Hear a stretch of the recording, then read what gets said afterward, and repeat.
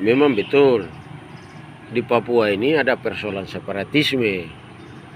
Tetapi negara juga harus tahu bahwa orang Papua ini orang yang dinamis, mudah untuk membangun hidup dalam perbedaan. Bahkan kalau mau dibilang toleransi paling tertinggi di Indonesia itu ada di Papua. Hal itu yang seharusnya menjadi barometer untuk Bapak Prabowo menyelesaikan persoalan Papua secara baik-baik. Persoalan mengenai konflik yang terjadi beberapa hari lalu di Papua itu juga disebabkan dari ketidakpercayaan orang asli Papua terhadap kebijakan yang negara lakukan di Papua, yang menurut mereka itu sangat tidak memihak kepada mereka. Contohnya, orang Papua dikasih otsus, tetapi representasi dari orang asli Papua di lembaga-lembaga DPR itu sangat kurang. Nah, akhirnya mereka itu merasa bahwa hak mereka itu dirampok. Terus yang berikut itu, susahnya anak-anak Papua mencari lapangan pekerjaan di Papua. Diakibatkan dari sifat primordialisme yang dibawa dari daerah luar masuk ke Papua. Terus ditambah lagi dengan stigmatisasi negatif yang terus-menerus melekat kepada mereka.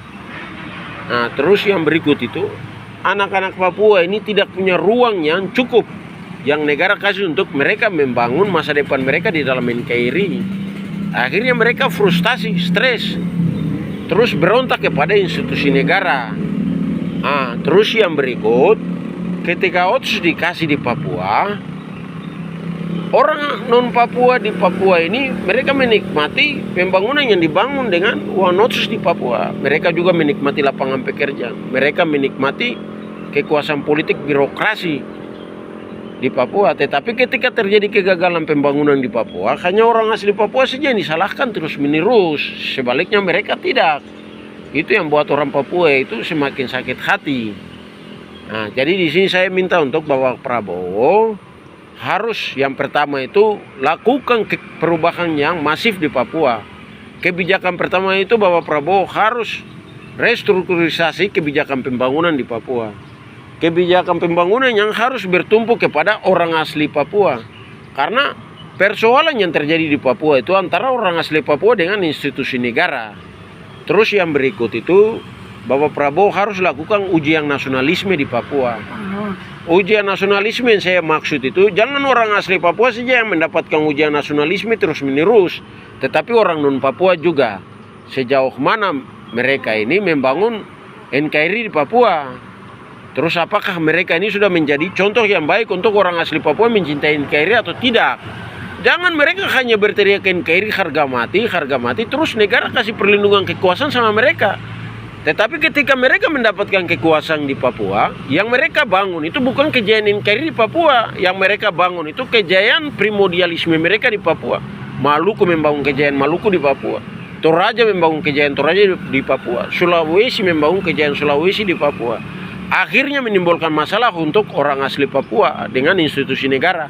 Terus yang parahnya lagi itu, organisasi primordial yang mereka bangun itu bukannya untuk mendukung program-program negara untuk mendekatkan orang asli Papua dengan institusi negara.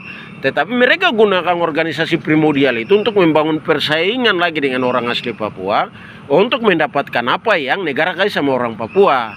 Nah, terus yang berikut itu, saya minta supaya Bapak Prabowo harus datang ke Papua untuk mendengar langsung dari anak-anak Papua persoalan-persoalan apa yang membuat orang asli Papua itu jauh dari institusi negara, supaya nanti di situ Bapak Prabowo berikan program-program yang tepat untuk meyakinkan mereka secara psikologis bahwa mereka itu punya masa depan yang cerah di dalam multikulturalisme yang ada di Republik Indonesia ini.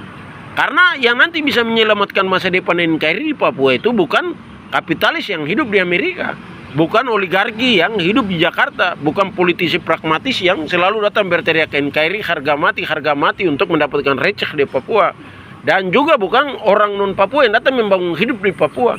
Tetapi yang bisa menyelamatkan masa depan NKRI di Papua adalah orang asli Papua yang rambut keriting kulit hitam seperti saya ini.